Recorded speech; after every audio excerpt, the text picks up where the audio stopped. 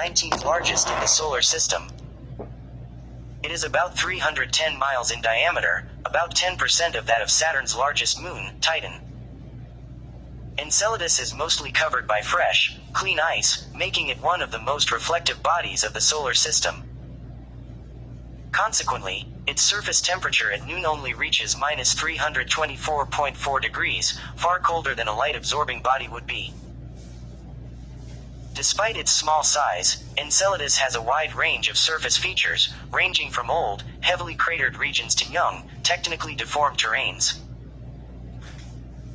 Enceladus was discovered on August 28, 1789, by William Herschel, but little was known about it until the two Voyager spacecraft, Voyager 1 and Voyager 2, flew by Saturn in 1980 and 1981.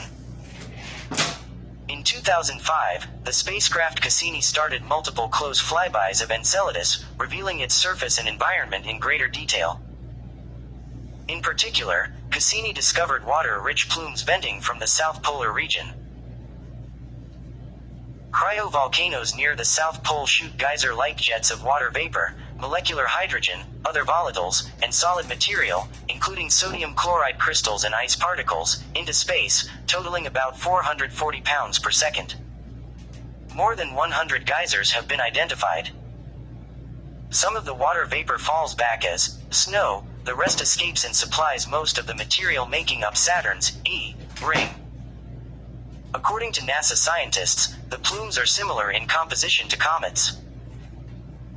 In 2014, NASA reported that Cassini had found evidence for a large South Polar subsurface ocean of liquid water with a thickness of around 6 miles. The existence of Enceladus subsurface ocean has since been mathematically modeled and replicated.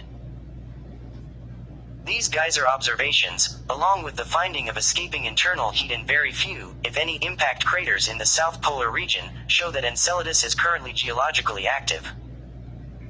Like many other satellites in the extensive systems of the giant planets, Enceladus is trapped in an orbital resonance. Its resonance with Dione excites its orbital eccentricity, which is damped by tidal forces, tidally heating its interior and driving the geological activity. Cassini performed chemical analysis of Enceladus' plumes, finding evidence for hydrothermal activity, possibly driving complex chemistry. Ongoing research on Cassini data suggests that Enceladus' hydrothermal environment could be habitable to some of Earth's hydrothermal vents microorganisms, and that plume-found methane could be produced by such organisms.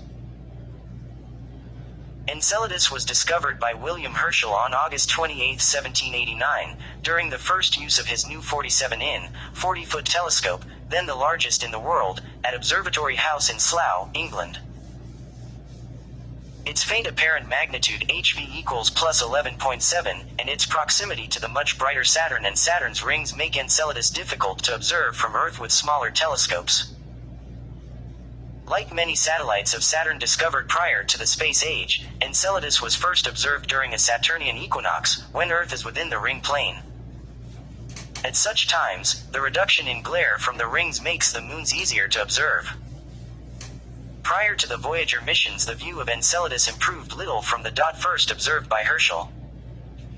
Only its orbital characteristics were known, with estimations of its mass, density and albedo. Enceladus is named after the giant Enceladus of Greek mythology.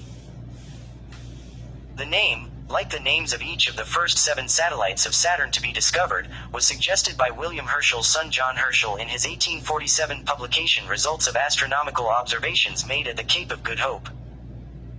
He chose these names because Saturn, known in Greek mythology as Cronus, was the leader of the Titans. Geological features on Enceladus are named by the International Astronomical Union (IAU) after characters and places from Burton's translation of the Book of 1001 Nights. You stupid fucking bitch. Impact craters are named after characters, whereas other feature types, such as fossite long, narrow depressions, dorsa ridges, planisciate plains, sulci long parallel grooves, and rupes cliffs are named after places. The IAU has officially named 85 features on Enceladus, most recently Samaria Rupes, formerly called Samaria Fossa. Fuck you motherfuckers. Enceladus is one of the major inner satellites of Saturn along with Dione, Tethys, and Mimas. It orbits at 148,000 miles from Saturn's center and 110,000 miles from its cloud tops, between the orbits of Mimas and Tethys. It orbits Saturn every 32.9 hours, fast enough for its motion to be observed over a single night of observation. Enceladus is currently in a 2:1 mean motion orbital resonance with Dione, completing 2 orbits around Saturn for every 1 orbit completed by Dione. This resonance maintains Enceladus' orbital eccentricity, 0.0047, which is known as a forced eccentricity. This non-zero eccentricity results in tidal deformation of Enceladus. The dissipated heat resulting from this deformation is the main heating source for Enceladus' geologic activity. Enceladus orbits within the densest part of Saturn's ring, the outermost of its major rings, and is the main source of the ring's material composition. Like most of Saturn's larger satellites, Enceladus rotates synchronously with its orbital period, keeping one face pointed toward Saturn. Unlike Earth's moon, Enceladus does not appear to librate more than 1.5 degrees about its spin axis. However, analysis of the shape of Enceladus suggests that at some point it was in a 1/4 forced secondary spin orbit libration. This libration could have provided Enceladus with an additional heat source. Plumes from Enceladus, which are similar in composition to comets, have been shown to be the source of the material in Saturn's ring. The ring is the widest and outermost ring of Saturn except for the tenuous Phoebe ring. It is an extremely wide but diffuse disk of microscopic icy or dusty material distributed between the orbits of Mimas and Titan. Mathematical models show that the ring is unstable, with a lifespan between 10,000 and 1 million years, therefore, particles composing it must be constantly replenished. Enceladus is orbiting inside the ring, at its narrowest but highest density point. In the 1980s, some suspected that Enceladus is the main source of particles for the ring. This hypothesis was confirmed by Cassini's first 2 close flybys in 2005. The CDA detected a large increase in the number of particles near Enceladus, confirming Enceladus as the primary source for the ring. Analysis of the CDA and INMS data suggests that the gas cloud Cassini flew through during the July encounter, and observed from a distance with its magnetometer and UVIS, was actually a water-rich cryovolcanic plume, originating from vents near the South Pole. Visual confirmation of venting came in November 2005, when ISS imaged geyser-like jets of icy particles rising from Enceladus' south polar region. Although the plume was imaged before, in January and February 2005, additional studies of the camera's response at high phase angles, when the Sun is almost behind Enceladus, and comparison with equivalent high phase angle images taken of other Saturnian satellites, were required before this could be confirmed. Voyager 2 was the first spacecraft to observe Enceladus' surface in detail, in August 1981. Examination of the resulting highest resolution imagery revealed at least 5 different types of terrain, including several regions of crater terrain, regions of smooth young terrain, and lanes of ridge terrain often bordering the smooth areas. In addition, extensive linear cracks and scarps were observed. Given the relative lack of craters on the smooth plains, these regions are probably less than a few 100 million years old. Accordingly, Enceladus must have been recently active with water volcanism, or other processes that renew the surface. The fresh, clean ice that dominates its surface gives Enceladus the most reflective surface of any body in the solar system, with a visual geometric albedo of 1.38 and bolometric bond albedo of 0.81 plus or minus 0.04. Because it reflects so much sunlight, its surface only reaches a mean noon temperature of minus 324 degrees, somewhat colder than other Saturnian satellites. Observations during 3 flybys by Cassini on February 17, March 9, and July 14, 2005, revealed Enceladus' surface features in much greater detail than the Voyager 2 observations. The smooth plains, which Voyager 2 had observed, resolved into relatively crater-free regions filled with numerous small ridges and scarps. Numerous fractures were found within the older, cratered terrain, suggesting that the surface has been subjected to extensive deformation since the craters were formed. Some areas contain no craters, indicating major resurfacing events in the geologically recent past. There are fissures, plains, corrugated terrain, and other crustal deformations. Several additional regions of young terrain were discovered in areas not well imaged by either Voyager spacecraft, such as the bizarre terrain near the South Pole. All of this indicates that Enceladus' interior is liquid today, even though it should have been frozen long ago. Impact cratering is a common occurrence on many solar system bodies. Much of Enceladus' surface is covered with craters at various densities and levels of degradation. This subdivision of cratered terrains on the basis of crater density, and thus surface age, suggests that Enceladus has been resurfaced in multiple stages. Cassini observations provided a much closer look at the crater distribution and size, showing that many of Enceladus' craters are heavily degraded through viscous relaxation and fracturing. Viscous relaxation allows gravity, over geologic time scales, to deform craters and other topographic features formed in water ice, reducing the amount of topography over time. The rate at which this occurs is dependent on the temperature of the ice. Warmer ice is easier to deform than colder, stiffer ice. Viscously relaxed craters tend to have domed floors, or are recognized as craters only by a raised, circular rim. Dunyazad crater is a prime example of a viscously relaxed crater on Enceladus, with a prominent domed floor. Voyager 2 found several types of tectonic features on Enceladus, including troughs, scarps, and belts of grooves and ridges. Results from Cassini suggest that tectonics is the dominant mode of deformation on Enceladus, including rifts, one of the more dramatic types of tectonic features that were noted. These canyons can be up to 124 miles long, 3 to 6 miles wide, and 0.6 miles deep.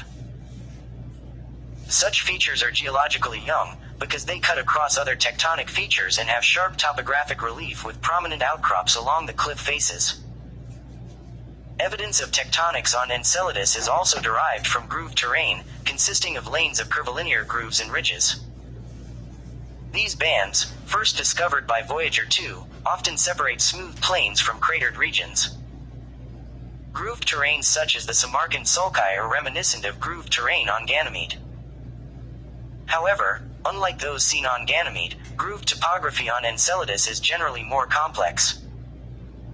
Rather than parallel sets of grooves, these lanes often appear as bands of crudely aligned, chevron-shaped features. In other areas, these bands bow upwards with fractures and ridges running the length of the feature. Cassini observations of the Samarkand sulci have revealed dark spots, 410 and 2,460.6 feet wide, located parallel to the narrow fractures. Currently, these spots are interpreted as collapse pits within these ridged plain belts. In addition to deep fractures and grooved lanes, Enceladus has several other types of tectonic terrain. Many of these fractures are found in bands cutting across cratered terrain. These fractures probably propagate down only a few hundred meters into the crust.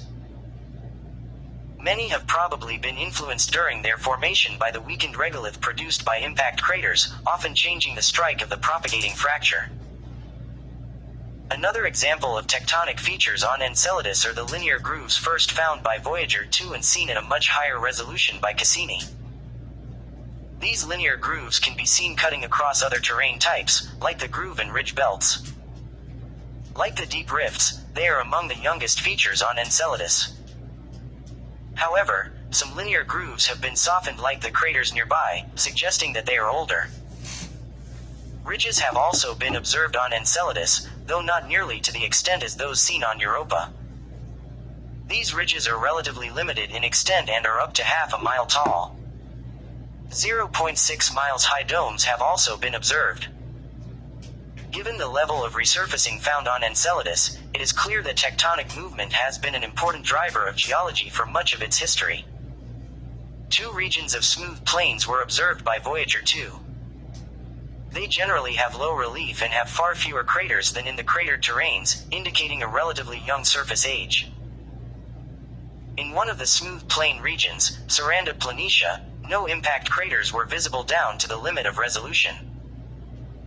Another region of smooth plains to the southwest of Sarandub is crisscrossed by several troughs and scarps. Cassini has since viewed these smooth plains regions, like Sarandub Planitia and Dr Planitia, at much higher resolution. Cassini images show these regions filled with low-relief ridges and fractures, probably caused by shear deformation. The high-resolution images of Sarandub Planitia revealed a number of small impact craters, which allow for an estimate of the surface age, either 170 million years or 3,700,000,000 years, depending on assumed impactor population. The expanded surface coverage provided by Cassini has allowed for the identification of additional regions of smooth plains, particularly on Enceladus' leading hemisphere, the side of Enceladus that faces the direction of motion as it orbits Saturn. Rather than being covered in low-relief ridges, this region is covered in numerous criss-crossing sets of troughs and ridges, similar to the deformation seen in the South Polar region. This area is on the opposite side of Enceladus from Sarandub and Dr Planitia, suggesting that the placement of these regions is influenced by Saturn's tides on Enceladus. Images taken by Cassini during the flyby on July 14, 2005, revealed a distinctive, tectonically deformed region surrounding Enceladus' south pole. This area, reaching as far north as 60 degrees south latitude, is covered in tectonic fractures and ridges. The area has few sizable impact craters, suggesting that it is the youngest surface on Enceladus and on any of the mid-sized icy satellites. Modeling of the cratering rate suggests that some regions of the south polar terrain are possibly as young as 500,000 years or less. Near the center of this terrain are four fractures bounded by ridges, and officially called tiger stripes. They appear to be the youngest features in this region and are surrounded by mint green colored, in false color, UV green near IR images, coarse-grained water ice, seen elsewhere on the surface within outcrops and fracture walls. Here the blue ice is on a flat surface, indicating that the region is young enough not to have been coated by fine-grained water ice from the E-ring. Results from the visual and infrared spectrometer (VIMS) instrument suggest that the green-colored material surrounding the tiger stripes is chemically distinct from the rest of the surface of Enceladus. VIMS detected crystalline water ice in the stripes, suggesting that they are quite young, likely less than 1,000 years old, or the surface ice has been thermally altered in the recent past. VIMS also detected simple organic, carbon-containing compounds in the tiger stripes, chemistry not found anywhere else on Enceladus thus far. One of these areas of blue ice in the South Polar region was observed at high resolution during the July 14, 2005 flyby, revealing an area of extreme tectonic deformation and blocky terrain, with some areas covered in boulders 32.8 to 328 feet across. The boundary of the South Polar region is marked by a pattern of parallel, Y, and V-shaped ridges and valleys. The shape, orientation, and location of these features suggest they are caused by changes in the overall shape of Enceladus. As of 2006, there were two theories for what could cause such a shift in shape. The orbit of Enceladus may have migrated inward, leading to an increase in Enceladus' rotation rate. Such a shift would lead to a more oblate shape, or a rising mass of warm, low-density material in Enceladus' interior may have led to a shift in the position of the current south polar terrain from Enceladus' southern mid-latitudes to its south pole. Consequently, the Moon's ellipsoid shape would have adjusted to match the new orientation. One problem of the polar flattening hypothesis is that both polar regions should have similar tectonic deformation histories. However, the North Polar region is densely cratered, and has a much older surface age than the South Pole. Thickness variations in Enceladus' lithosphere is one explanation for this discrepancy. Variations in lithospheric thickness are supported by the correlation between the Y-shaped discontinuities and the V-shaped cusps along the South Polar terrain margin and the relative surface age of the adjacent non-South Polar terrain regions. The Y-shaped discontinuities, and the north-south trending tension fractures into which they lead, are correlated with younger terrain with presumably thinner lithospheres. The V-shaped cusps are adjacent to older, more heavily cratered terrains.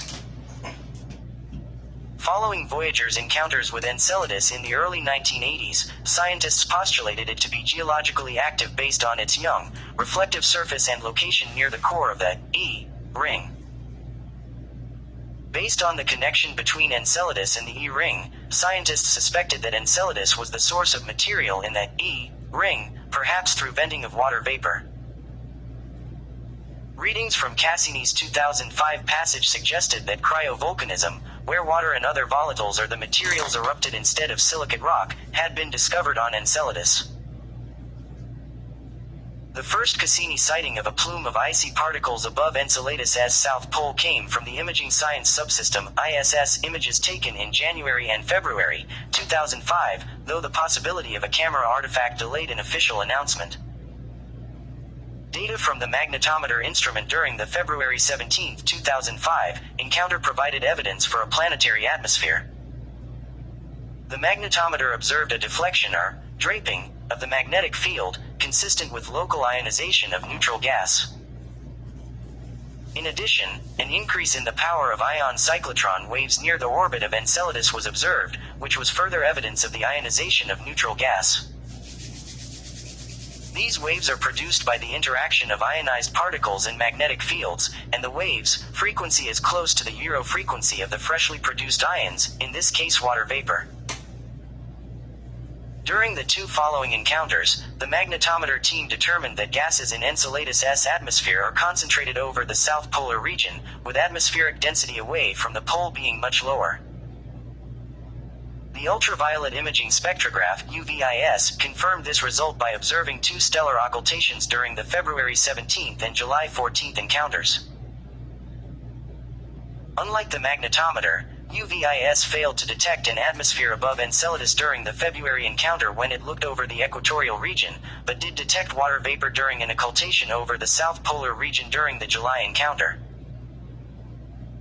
Cassini flew through this gas cloud on a few encounters, allowing instruments such as the Ion and Neutral Mass Spectrometer (INMS) and the Cosmic Dust Analyzer (CDA) to directly sample the plume. The November 2005 images showed the plume's fine structure, revealing numerous jets perhaps issuing from numerous distinct vents within a larger, faint component extending out nearly 310 miles from the surface. The particles have a bulk velocity of 2,800 plus or minus 220 miles per hour, and a maximum velocity of 7,600 miles per hour. Cassini's UVIS later observed gas jets coinciding with the dust jets seen by ISS during a non-targeted encounter with Enceladus in October 2007. The combined analysis of imaging, mass spectrometry, and magnetospheric data suggests that the observed south polar plume emanates from pressurized subsurface chambers, similar to Earth's geysers or fumaroles. Fumaroles are probably the closer analogy, since periodic or episodic emission is an inherent property of geysers. The plumes of Enceladus were observed to be continuous to within a factor of a few. The mechanism that drives and sustains the eruptions is thought to be tidal heating. The intensity of the eruption of the south polar jets varies significantly as a function of the position of Enceladus in its orbit. The plumes are about 4 times brighter when Enceladus is at apopsis, the point in its orbit most distant from Saturn, than when it is at periapsis.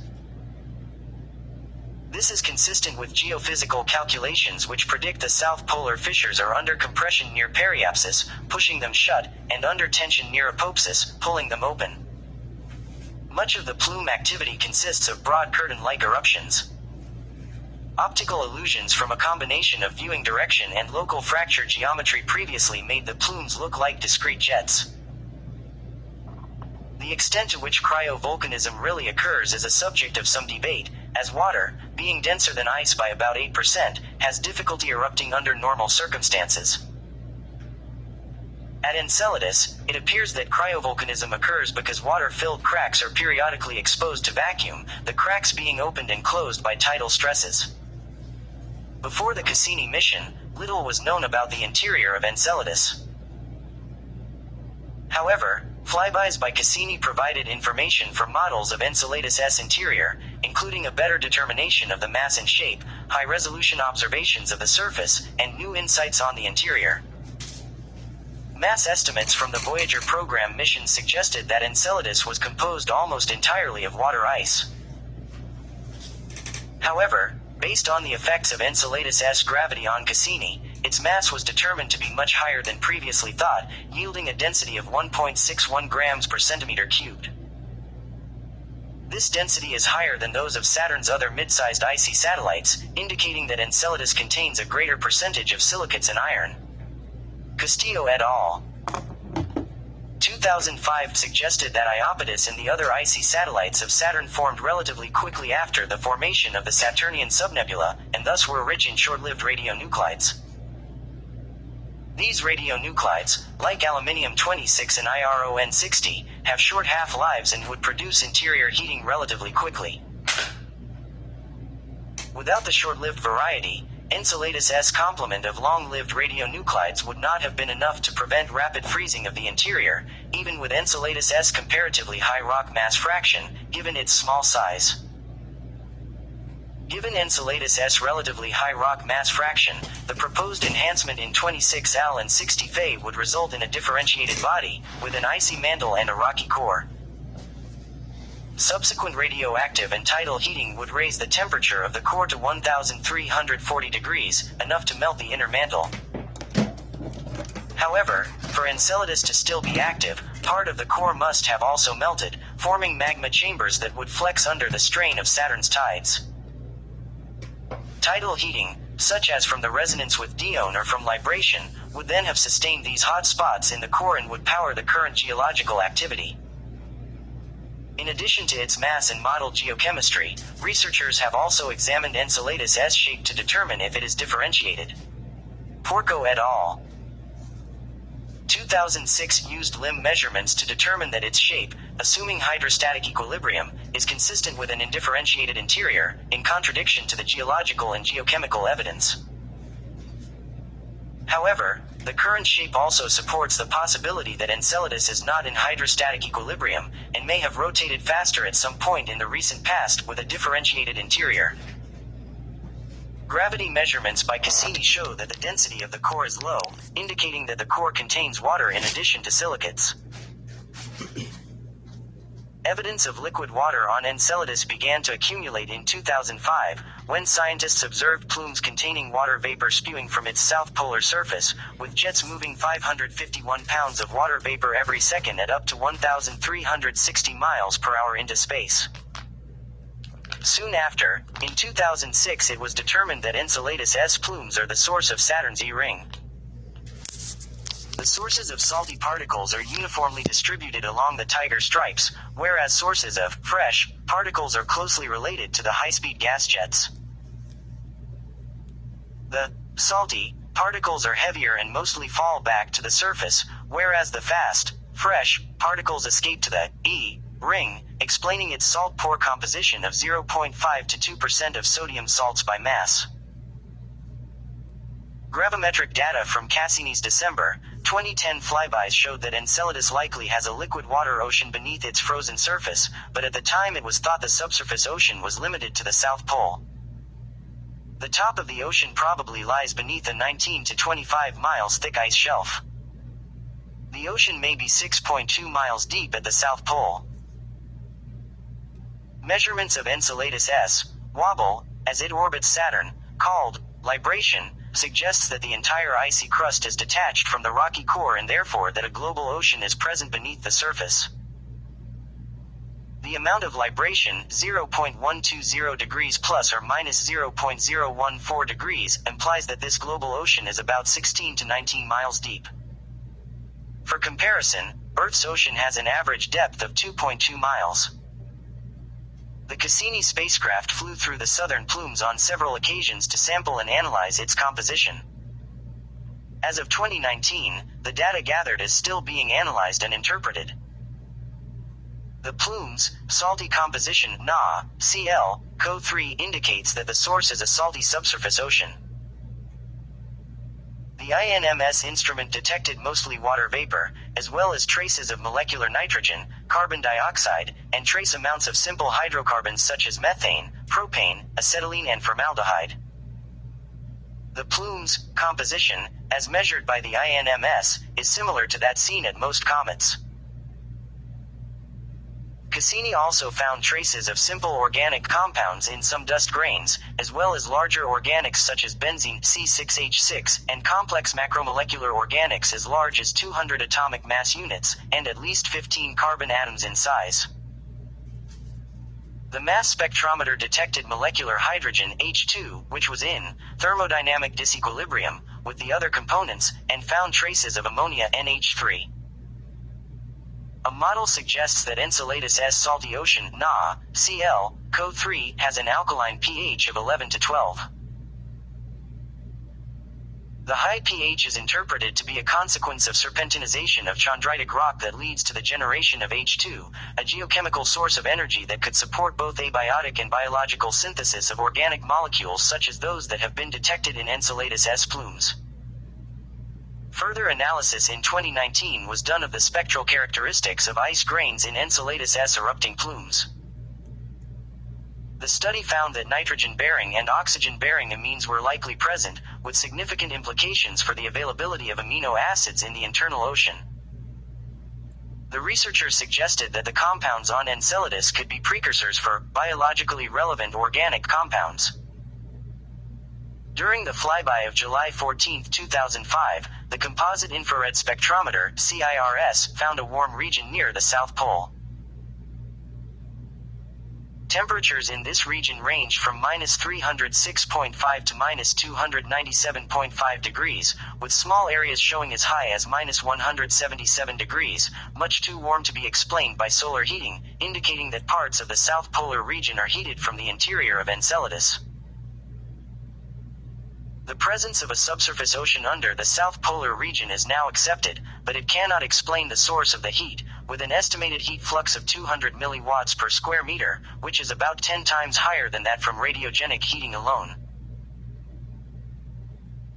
Several explanations for the observed elevated temperatures and the resulting plumes have been proposed, including venting from a subsurface reservoir of liquid water, sublimation of ice, decompression and dissociation of clathrates, and shear heating, but a complete explanation of all the heat sources causing the observed thermal power output of Enceladus has not yet been settled. Heating in Enceladus has occurred through various mechanisms ever since its formation. Radioactive decay in its core may have initially heated it, giving it a warm core and a subsurface ocean, which is now kept above freezing through an unidentified mechanism. Geophysical models indicate that tidal heating is a main heat source, perhaps aided by radioactive decay and some heat-producing chemical reactions. A 2007 study predicted the internal heat of Enceladus, if generated by tidal forces, could be no greater than 1.1 gigawatts, but data from Cassini's infrared spectrometer of the South Polar terrain over 16 months indicate that the internal heat-generated power is about 4.7 gigawatts and suggest that it is in thermal equilibrium. The observed power output of 4.7 gigawatts is challenging to explain from tidal heating alone, so the main source of heat remains a mystery. Most scientists think the observed heat flux of Enceladus is not enough to maintain the subsurface ocean, and therefore any subsurface ocean must be a remnant of a period of higher eccentricity and tidal heating, or the heat is produced through another mechanism. Tidal heating occurs through the tidal friction processes. Orbital and rotational energy are dissipated as heat in the crust of an object. In addition, to the extent that tides produce heat along fractures, libration may affect the magnitude and distribution of such tidal shear heating. Tidal dissipation of Enceladus' ice crust is significant because Enceladus has a subsurface ocean. A computer simulation that used data from Cassini was published in November 2017, and it indicates that friction heat from the sliding rock fragments within the permeable and fragmented core of Enceladus could keep its underground ocean warm for up to billions of years. It is thought that if Enceladus had a more eccentric orbit in the past, the enhanced tidal forces could be sufficient to maintain a subsurface ocean, such that a periodic enhancement in eccentricity could maintain a subsurface ocean that periodically changes in size. A more recent analysis claimed that, A model of the tiger stripes as tidally flexed slots that puncture the ice shell can simultaneously explain the persistence of the eruptions through the tidal cycle, the phase lag, and the total power output of the tiger stripe terrain, while suggesting that eruptions are maintained over geological timescales. Previous models suggest that resonant perturbations of Dione could provide the necessary periodic eccentricity changes to maintain the subsurface ocean of Enceladus, if the ocean contains a substantial amount of ammonia. The surface of Enceladus indicates that the entire Moon has experienced periods of enhanced heat flux in the past. The hot start model of heating suggests Enceladus began as ice and rock that contained rapidly decaying short-lived radioactive isotopes of aluminium, iron and manganese. Enormous amounts of heat were then produced as these isotopes decayed for about 7 million years, resulting in the consolidation of rocky material at the core surrounded by a shell of ice. Although the heat from radioactivity would decrease over time, the combination of radioactivity and tidal forces from Saturn's gravitational tug could prevent the subsurface ocean from freezing. The present-day radiogenic heating rate is 3.2 times 10 to the power of 5 ergs, or 0.32 gigawatts, assuming Enceladus has a composition of ice, iron and silicate materials. Heating from long-lived radioactive isotopes uranium-238, uranium-235, thorium-232 and potassium-40 inside Enceladus would add 0.3 gigawatts to the observed heat flux. The presence of Enceladus' regionally thick subsurface ocean suggests a heat flux approximately 10 times higher than that from radiogenic heating in the silicate core. Because no ammonia was initially found in the vented material by INMS or UVIS, which could act as an antifreeze, it was thought such a heated, pressurized chamber would consist of nearly pure liquid water with a temperature of at least 26 degrees, because pure water requires more energy to melt. In July 2009 it was announced that traces of ammonia had been found in the plumes during flybys in July and October 2008. Reducing the freezing point of water with ammonia would also allow for outgassing and higher gas pressure, and less heat required to power the water plumes. The subsurface layer heating the surface water ice could be an ammonia water slurry at temperatures as low as -153.5 degrees, and thus less energy is required to produce the plume activity. However, the observed 4.7 gigawatts heat flux is enough to power the cryovolcanism without the presence of ammonia. Enceladus is a relatively small satellite composed of ice and rock. It is a scalene ellipsoid in shape. Its diameters, calculated from images taken by Cassini's ISS Imaging Science Subsystem Instrument, are 318.7 miles between the sub- and anti-Saturnian poles, 312.5 miles between the leading and trailing hemispheres, and 308.8 miles between the north and south poles. Enceladus is only 1/7 the diameter of Earth's moon. It ranks 6th in both mass and size among the satellites of Saturn, after Titan 3,200 miles Rhea, 950.6 miles Iapetus, 894.7 miles Dione, 695.9 miles, and Tethys 652.4 miles. Mimas, the innermost of the round moons of Saturn and directly interior to Enceladus, is a geologically dead body, even though it should experience stronger tidal forces than Enceladus. This apparent paradox can be explained in part by temperature-dependent properties of water ice, the main constituent of the interiors of Mimas and Enceladus. The tidal heating per unit mass is given by the formula QTID equals 63 Pn to the power of 5R to the power of 4e squared, 38 UQ.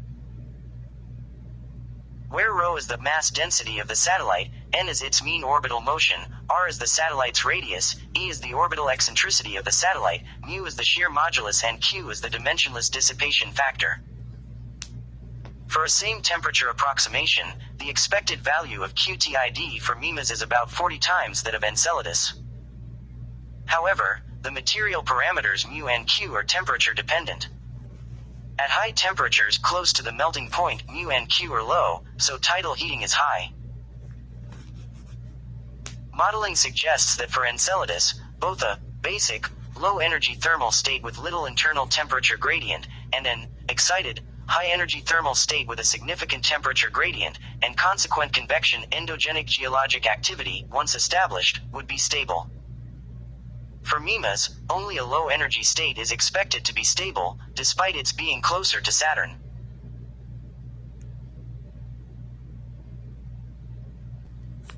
So the model predicts a low internal temperature state for Mimas, values of mu and q are high, but a possible higher temperature state for Enceladus, values of mu and q are low. Additional historical information is needed to explain how Enceladus first entered the high-energy state, e.g. more radiogenic heating or a more eccentric orbit in the past. The significantly higher density of Enceladus relative to Mimas, 1.61 versus 1.15 grams per cc, implying a larger content of rock and more radiogenic heating in its early history, has also been cited as an important factor in resolving the Mimas paradox. It has been suggested that for an icy satellite the size of Mimas or Enceladus to enter an excited state of tidal heating and convection, it would need to enter an orbital resonance before it lost too much of its primordial internal heat. Because Mimas, being smaller, would cool more rapidly than Enceladus, its window of opportunity for initiating orbital resonance-driven convection would have been considerably shorter. Enceladus is losing mass at a rate of 450 pounds per second. If mass loss at this rate continued for 4,500,000,000 years, the satellite would have lost approximately 30% of its initial mass. Bitch shit ass fuck. A similar value is obtained by assuming that the initial densities of Enceladus and Mimas were equal. It suggests that tectonics in the south polar region is probably mainly related to subsidence and associated subduction caused by the process of mass loss. In 2016, a study of how the orbits of Saturn's moons should have changed due to tidal effects suggested that all of Saturn's satellites inward of Titan, including Enceladus, whose geologic activity was used to derive the strength of tidal effects on Saturn's satellites, may have formed as little as 100 million years ago. A later study from 2019 estimated that the ocean is around 1 billion years old. Enceladus ejects plumes of salted water laced with grains of silica-rich sand, nitrogen in ammonia, and organic molecules, including trace amounts of simple hydrocarbons such as methane, CH4-propane, C3H8, acetylene, C2H2, and formaldehyde, CH2O, which are carbon-bearing molecules. This indicates that hydrothermal activity, an energy source, may be at work in Enceladus' subsurface ocean. In addition, models indicate that the large rocky core is porous, allowing water to flow through it, transferring heat and chemicals. It was confirmed by observations and other research. Molecular hydrogen H2, a geochemical source of energy that can be metabolized by methanogen microbes to provide energy for life, could be present if, as models suggest, Enceladus' salty ocean has an alkaline pH from serpentinization of chondritic rock. The presence of an internal global salty ocean with an aquatic environment supported by global ocean circulation patterns, with an energy source and complex organic compounds in contact with Enceladus' rocky core, may advance the study of astrobiology and the study of potentially habitable environments for microbial extraterrestrial life. The presence of a wide range of organic compounds in ammonia indicates their source may be similar to the water-rock reactions known to occur on Earth and that are known to support life. Therefore, several robotic missions have been proposed to further explore Enceladus and assess its habitability. Some of the proposed missions are: Journey to Enceladus and Titan, JET Enceladus Explorer, NX Enceladus Life Finder, ELF Life Investigation for Enceladus Life, and Enceladus Life Signatures and Habitability ELSA. On April 13, 2017, NASA announced the discovery of possible hydrothermal activity on Enceladus' subsurface ocean floor. In 2015, the Cassini probe made a close flyby of Enceladus' south pole, flying within 30 miles of the surface, as well as through a plume in the process. A mass spectrometer on the craft detected molecular hydrogen H2 from the plume, and after months of analysis, the conclusion was made that the hydrogen was most likely the result of hydrothermal activity beneath the surface. It has been speculated that such activity could be a potential oasis of habitability. The presence of ample hydrogen in Enceladus' ocean means that microbes, if any exist there, could use it to obtain energy by combining the hydrogen with carbon dioxide dissolved in the water. The chemical reaction is known as methanogenesis because it produces methane as a byproduct and is at the root of the tree of life on Earth, the birthplace of all life that is known to exist. The two Voyager spacecraft made the first close-up images of Enceladus. Voyager 1 was the first to fly past Enceladus, at a distance of 125,516.9 miles on November 12, 1980. Images acquired from this distance had very poor spatial resolution, but revealed a highly reflective surface devoid of impact craters, indicating a youthful surface. Voyager 1 also confirmed that Enceladus was embedded in the densest part of Saturn's diffuse E-ring. Combined with the apparent youthful appearance of the surface, Voyager scientists suggested that the E-ring consisted of particles vented from Enceladus' surface. Voyager 2 passed closer to Enceladus 54,065.5 miles on August 26, 1981, allowing higher resolution images to be obtained. These images showed a young surface. They also revealed a surface with different regions with vastly different surface ages, with a heavily mid to high northern latitude region, and a lightly cratered region closer to the equator. This geologic diversity contrasts with the ancient, heavily cratered surface of Mimas, another moon of Saturn slightly smaller than Enceladus. The geologically youthful terrains came as a great surprise to the scientific community, because no theory was then able to predict that such a small, and cold, compared to Jupiter's highly active moon Io, celestial body could bear signs of such activity. The answers to many remaining mysteries of Enceladus had to wait until the arrival of the Cassini spacecraft on July 1, 2004, when it entered orbit around Saturn. Given the results from the Voyager 2 images, Enceladus was considered a priority target by the Cassini mission planners, and several targeted flybys within 932 miles of the surface were planned, as well as numerous, non-targeted, opportunities within 62,137 miles of Enceladus. The flybys have yielded significant information concerning Enceladus' surface, as well as the discovery of water vapor with traces of simple hydrocarbons venting from the geologically active South Polar region. These discoveries prompted the adjustment of Cassini's flight plan to allow closer flybys of Enceladus, including an encounter in March 2008 that took it to within 29.8 miles of the surface. Cassini's extended mission included 7 close flybys of Enceladus between July 2008 and July 2010, including 2 passes at only 31 miles in the later half of 2008. Cassini performed a flyby on October 28, 2015, passing as close as 30 miles and through a plume.